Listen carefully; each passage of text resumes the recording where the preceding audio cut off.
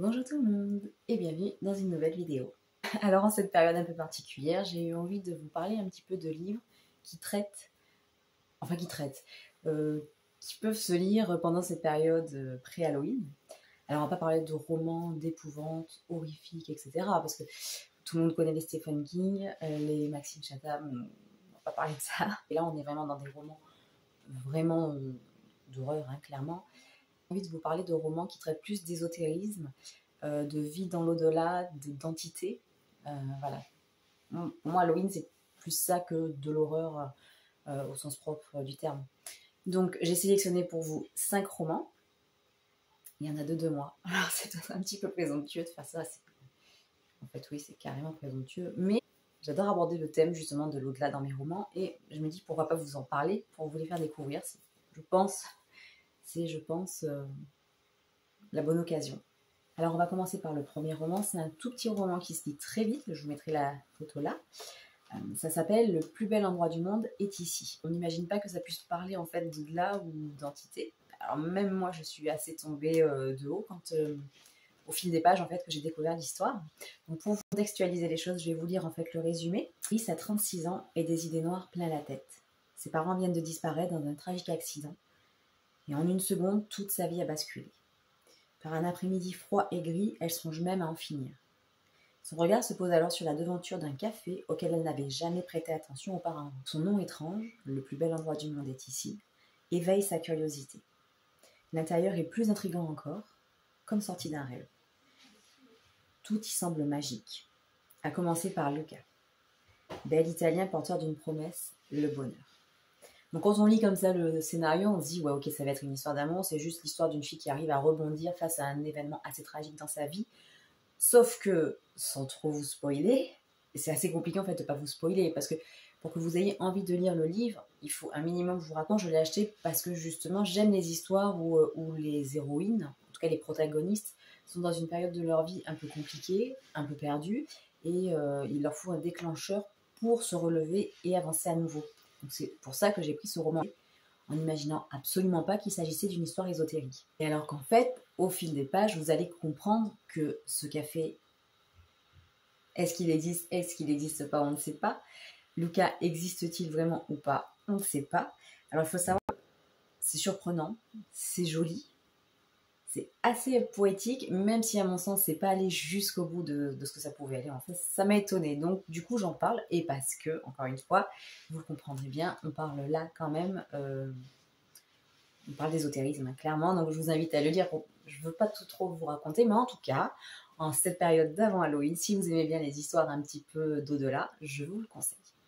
Le second roman dont je veux vous parler, c'est donc un roman... on n'en a pas beaucoup entendu parler, et c'est bien dommage. Donc c'est un roman qui s'appelle « Parce qu'ils sont là ». Et alors j'ai été profondément touchée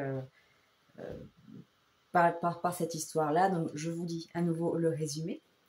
Donc c'est l'histoire d'Adrien. Donc Adrien n'est pas un enfant comme les autres.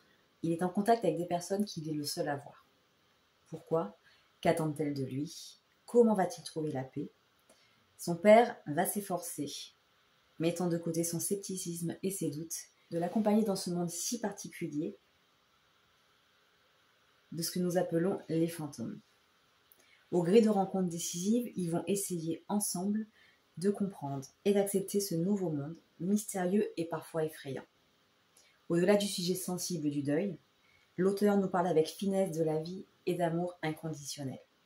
Un premier roman délicat qui nous touche en plein cœur et qui tient toutes ses promesses. Et c'est d'ailleurs Amélie Nothomb qui a laissé en fait un avis sur ce roman-là et qui dit « Lisez ce livre pour voir à quel point nous sommes vivants ». J'ai trouvé ça tellement joli comme phrase. Ce roman, il est de Laurent Esnault, je ne sais pas vraiment comment on prononce, et je vous le conseille, mais alors à 100%. Alors évidemment, pour aimer ce livre, il faut avoir l'esprit ouvert quand même, ou en tout cas être un petit peu curieux. Alors si vous adorez en fait le monde du paranormal, vous allez par contre peut-être rester sur votre faim, ce qui a été un peu mon cas quand même, mais c'est tellement beau, il y a une puissance en fait dans cette histoire. Parce que voilà, donc si vous avez lu de nombreux ouvrages sur l'au-delà, moi j'en ai lu énormément, que ce soit des romans comme des livres, vraiment des ouvrages qui racontent des histoires vraies, qui racontent des histoires très anciennes, qui expliquent le spiritisme, bref, tout ça je connais beaucoup, et Et c'est vrai que si vraiment vous voulez aller plus loin dans vos recherches, dans vos questionnements, etc., ne lisez pas forcément ce livre. Enfin, n'attendez pas beaucoup de ce livre, parce que je pense que vous savez déjà tout. En revanche, il y a une émotion vraiment, vraiment profonde. Parce qu'en fait, ce livre, il parle finalement pas tant de la vie après la mort, mais de la vie, en fait, tout simplement. Il invite à savoir profiter de la vie, du moment présent, de ses proches, des gens que l'on aime. Savoir aussi dire au revoir. Il y a quand même une forme de résilience dans ce roman. Et il y a ce lien entre le papa et le fils qui est en fait intouchable, que le papa, quoi qu'il arrive, défendra son enfant, comprendra, il fera tout en tout cas pour comprendre son enfant. Et il y a quand même, l'auteur veut quand même bien nous faire comprendre que la vie et la mort sont liées, indéniablement, que finalement c'est une boucle, qu'on ne peut pas y échapper, que si on accepte la vie, il faut accepter la mort. Enfin vraiment, c'est... Voilà, encore une fois, c'est plus un roman de vie que de mort, et tant mieux, mais je trouve quand même que comme on parle d'entité, en cette période d'avant Halloween, je trouve que c'est intéressant de se plonger dans cette histoire-là. Encore une fois, pour ne pas tomber dans l'épouvante, hein, vraiment pour avoir une quête profonde des choses. Voilà, donc je vous le conseille, parce qu'ils sont là, de Laurent Hainaut, ou Esnault. Le troisième roman que je vous propose, c'est un roman de Marc Lévy, donc je pense que vous devez être nombreux à le connaître, quoique c'est pas forcément son roman le plus connu. Il s'agit de Ghost in Love. Alors ce roman, mais c'est une pépite, je l'ai adoré, parce que là, encore une fois, je trouve que Marc Lévy a une manière de dédramatiser en fait la mort, et il y a beaucoup d'humour dans ce roman, notamment de la part de l'entité. Donc je vais vous lire le résumé. Ils ont 3 jours à San Francisco, 3 jours pour écrire leur histoire. Que feriez-vous si un fantôme débarquait dans votre vie et vous demandait de l'aider à réaliser son vœu le plus cher? Seriez-vous prêt à partir avec lui en avion à l'autre bout du monde, au risque de passer pour un fou? Et si ce fantôme en plus était celui de votre père? Thomas, pianiste virtuose, est entraîné dans une aventure fabuleuse. Une promesse, un voyage pour rattraper le temps perdu et une rencontre inattendue.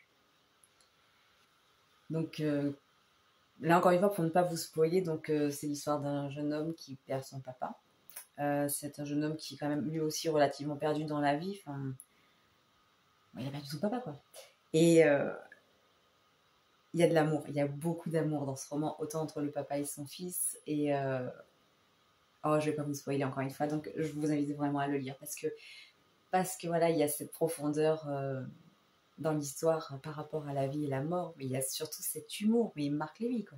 C'est extraordinaire. Cette histoire, elle est à lire. Voilà, c'est évidemment que c'est triste, parce qu'on parle quand même d'une personne qui est décédée, on parle d'une personne qui ne trouve pas la paix dans l'au-delà, on parle d'un homme qui doit faire le deuil de son papa, mais pour autant, il y a de l'humour. Il y a un humour énorme, et puis là encore, il y a des petites phrases dans le roman que... la mort, c'est pas ce qu'on imagine en fait. Voilà, tout simplement. C'est quand même un roman qui met l'accent sur le fait qu'il faut savoir profiter de la vie, profiter des liens qu'on a avec nos proches, savoir leur dire combien on les aime, combien ils sont importants pour nous. Finalement, je pense quand même que tous ces romans qui traitent de l'au-delà et des personnes qui sont parties nous apprennent une belle leçon de vie, et surtout à savoir profiter de la vie, ce qui est finalement le plus important. Voilà. Ghost in Love de Marc Lévy, je vous le conseille à 100%. Ensuite, le quatrième roman que je vais vous présenter, donc les quatrième et cinquième, donc ce sont les miens. N'y voyez là aucun narcissisme, hein, c'est vraiment pour pouvoir vous parler en fait de mes œuvres. Le premier roman que j'ai écrit, donc c'est Au-delà du passé. Donc là, on est vraiment, vraiment dans une histoire d'ésotérisme pur. On est à fond dans l'au-delà. Donc là, encore une fois, je ne vais pas vous spoiler. Je vais déjà vous lire le résumé. Je suis quand même obligée de le lire, hein. J'ai beau l'avoir écrit, je ne le connais pas par cœur. Donc le passé d'Emina est une énigme. Après un coma, elle se réveille sans aucun souvenir, avec une seule obsession: retrouver quelqu'un pour découvrir son passé dans son existence ressemblant à un songe. Elle va rencontrer Lise, petite ombre d'une jeune enfant disparue trop tôt, et qui va aider Mina à rassembler les images de sa vie antérieure à son coma, pour réaliser que les choses ne sont pas toujours ce qu'elles semblent être, et qu'il est possible de se perdre dans l'irréel de la réalité. Du suspense, de l'émotion et une belle leçon de vie. Donc, On part à la rencontre de Mina, qui est une jeune femme. Voilà, donc comme le dit le résumé, elle se réveille d'un coma et elle se réveille avec l'obsession de... Elle doit retrouver quelqu'un pour comprendre sa propre existence. Et en suivant en fait des intuitions, des impulsions, elle va se rendre dans un cimetière. Elle va tomber sur la tombe d'une jeune enfant, donc Lise, et va se créer une amitié entre elles deux. Alors il faut aussi savoir que dans ce roman, j'aborde en fait la relation très forte que l'on peut avoir avec un animal. C'est mon premier animal, c'est mon premier chat en fait qui me l'a inspiré. Il figure dans le roman, il me note. Et voilà, il y a beaucoup de suspense dans ce roman. Et ben voilà, je peux que vous inviter à le découvrir parce que je crois, sans aucune fierté, sans aucune prétention, je crois vraiment que ça peut être un roman super agréable dans cette période d'Halloween pour le découvrir. Je vous remonte juste la couverture. Pour faire cette couverture, je me suis inspirée des séries The Haunting sur Netflix. Et voilà, au-delà du passé, à découvrir donc sur Amazon ou en commande dans vos librairies. Et enfin, le dernier roman, donc un roman encore une fois que j'ai écrit, qui s'intitule « Et laisser encore battre les cœurs ». Alors là encore une fois, on est entre la vie et la mort. Mais encore une fois, alors il y a beaucoup d'amour dans ce roman, on est quand même dans l'histoire d'amour, il faut partager l'amour, il faut laisser battre les cœurs. Et quand même, malgré tout, il y a une histoire en lien avec le monde paranormal. Donc pour vous lire le résumé, il y a Léora. Avec son cœur tout abîmé, elle rêve d'aimer et d'être aimée. Mais ce n'est pas une chose que l'on apprend, c'est une chose que l'on ressent, si la vie nous en fait le cadeau. Il y a Rose. Elle a un cœur en pleine santé, mais ne sait plus comment le faire battre. Mais son cœur s'accroche si fort qu'il va commencer à palpiter vraiment en rencontrant Gabriel. Et puis il y a Léonie. Son cœur a des cicatrices, des marques de vieillesse. Une dame âgée dont seule la solitude lui a été offerte par la vie. 3 destins liés sans qu'aucune d'entre elles n'en ait vraiment conscience. Donc, dans ce roman, j'aborde un sujet quand même assez délicat qui est le don d'organes. Donc, on est vraiment dans le lien entre la vie et la mort. Et donc, en fait, c'est l'histoire d'une jeune femme qui va avoir besoin d'être greffée d'un cœur. Et il y a l'histoire d'une autre jeune femme qui est en pleine santé physique, mais extrêmement abîmées de l'âme. Et elles vont entrer en connexion. Alors comment, je ne vous le dis pas. Mais en tout cas, voilà, il va y avoir un lien entre elles qui va se créer par-delà la vie, par-delà la mort. Voilà, donc je vous invite à le découvrir. Et laisser encore battre les cœurs, donc de Sophie Ferraris, mon nom. Donc vous pouvez les trouver sur Amazon en commande dans vos librairies. Voilà, on a fait le tour donc des 5 romans que je considère être très agréables à lire pour cette période d'Halloween. Si vous en avez surtout, laissez-moi des titres dans vos commentaires parce que finalement, il n'y en a pas tant que ça. J'ai beau quand même faire beaucoup de recherches, lire beaucoup, j'en trouve pas tant que ça et c'est vraiment en dehors des 2 que j'ai écrits. Les 3 dont je vous ai parlé, c'est... Encore une fois, je ne parle pas d'épouvante, je ne parle pas d'horreur, je parle vraiment d'ésotérisme, d'au-delà et d'entité. J'en ai pas trouvé tant que ça. Donc si vous en avez à me conseiller, n'hésitez pas à me le dire, ça me fera très plaisir. Et on pourra partager autour de ce sujet-là ainsi que vous le souhaitez.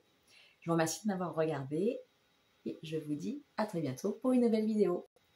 Bonne journée et bonne lecture.